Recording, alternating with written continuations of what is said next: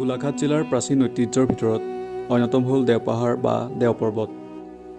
এই দেওপাহাৰ অসম গৌৰৱ কাজিৰঙা ৰাষ্ট্ৰীয় উদ্যানৰ ওচৰত অৱস্থিত। কাজিৰঙাৰ পৰা প্ৰায় 60 কিলোমিটাৰ আৰু নুমলীগড়ৰ পৰা 3 কিলোমিটাৰ নিলগত 39 নং ৰাষ্ট্ৰীয় ঘাইপথৰ কাষত এই দেওপাহাৰ অৱস্থিত। অনেক আপুৰুগীয়া বনজ সম্পদ আৰু বন্যপ্ৰাণীৰ বিচৰণভূমি এই দেওপাহাৰ 133.34 হেক্টৰ মাটিকালিত বিস্তাৰিত হৈ আছে।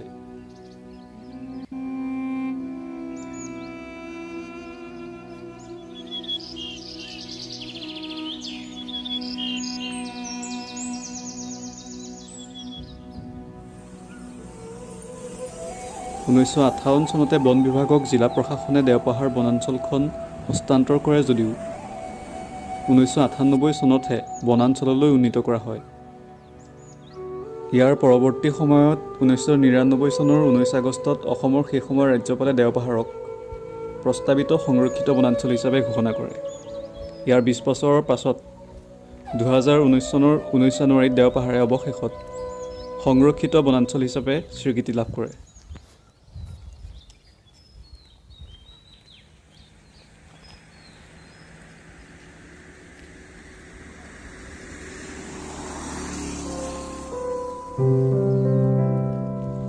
জৈৱ বৈচিত্ৰ্যৰে পৰিপূৰ্ণ এই মনোমোহা দেওপাহাৰে সময়ৰ লগে লগে ইয়াৰ চৰিত্ৰ সলনি কৰি আহিছে। অৱশ্যে ইয়াৰ বৰ্তমানৰ ৰূপটো উদ্ভিদ আৰু প্ৰাণীৰ বিচৰণভূমি হিচাপেহে সমগ্ৰ গোলাঘাট জিলাৰ ভিতৰতে এখন ধনী ক্ষেত্ৰ।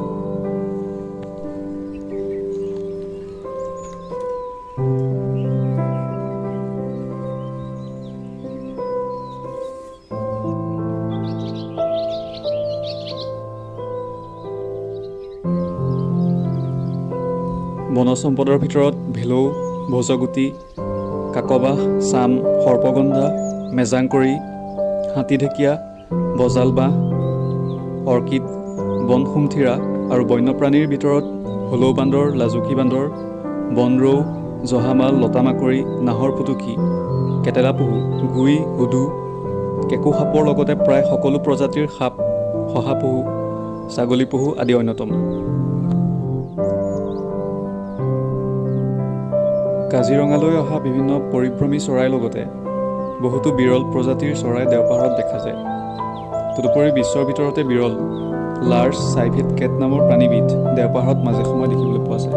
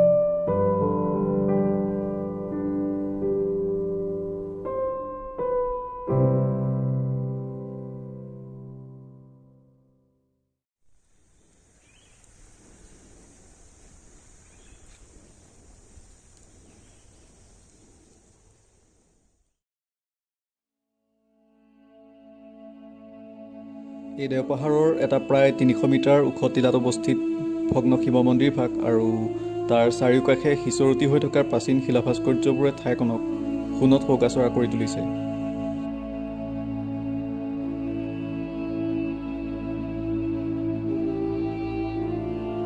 দেওপাহাৰৰ এই শৈল ভাস্কৰ্যসমূহ কেতিয়া কাৰ দিনৰ আছিল তাৰ সঠিক তথ্য নাই যদিও মন্দিৰ ভাগৰ গঠনাৱলী আৰু চাৰিওকাষে সিঁচৰতি হৈ থকা শৈল ভাস্কৰ্যসমূহৰ সৈতে বংগদেশৰ গুপ্ত বংশৰ শেষৰ ভাগৰ আৰু পাল বংশৰ কলাশৈলীৰ লগত যথেষ্ট সাদৃশ্য দেখিবলৈ পোৱা যায়। আকৌ 7ম-8ম শতিকাৰ শেষৰ ফালে অসমত দেওপানী স্কুল অফ আৰ্ট নামেৰে এটা স্থানীয় কলাশৈলীৰ গঢ় লৈ উঠিছিল। এই সকলোবোৰ দিশৰ পৰা এটা কথা অনুধাৱন কৰিব পাৰি যে দেওপাহাৰৰ এই অপূৰ্ব অৱদান 7ম-8ম শতিকাৰ। অৱশ্যে কিছু কিছু বুৰঞ্জীবিদৰ মতে এই শৈল ভাস্কৰ্যসমূহ 10ম-11ম শতিকাৰ।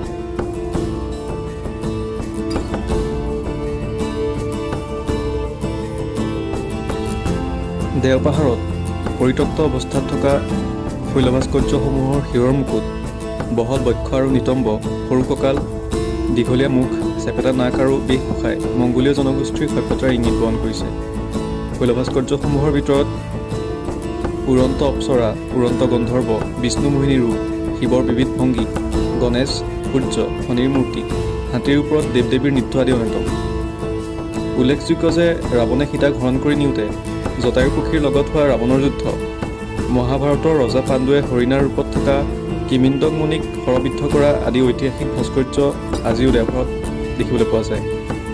দেওপাহাৰৰ অসংখ্য শৈলভাস্কৰ্যসমূহৰ ভিতৰত কীৰ্তিমুখা অন্যতম।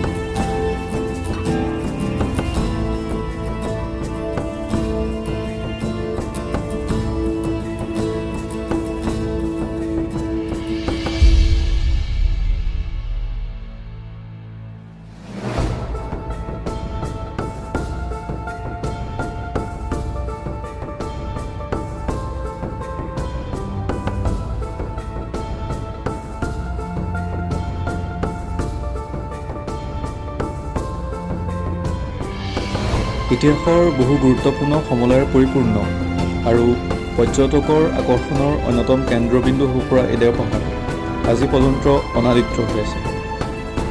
বহু কেইগৰাকী বুৰঞ্জীবিদ আৰু প্ৰত্নতত্ত্ববিদে দেওপাহাৰৰ এই শৈলভাস্কৰ্যসমূহৰ ওপৰত গৱেষণা কৰি বহু নতুন নতুন তথ্য পোহৰলৈ আনিছে যদিও উপযুক্ত সংৰক্ষণ আৰু গৱেষণাৰ অভাৱত ঠাইখন আজি পৰ্যন্ত অৱহেলিত ৰূপত দেখিবলৈ পোৱা যায়।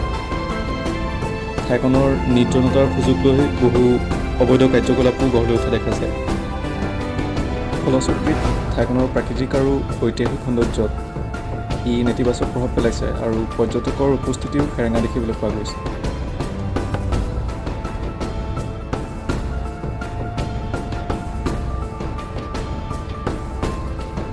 তদুপৰি দেওপাহাৰৰ নামনিত ৰাষ্ট্ৰীয় পথ স্থাপনৰ লগতে নুমলীগড় শোধনাগাৰৰ নগৰাঞ্চল স্থাপন কৰাত দেওপাহাৰৰ বন্যপ্ৰাণীয়ে চৰম নিৰাপত্তাহীনতাত ভুগিছে।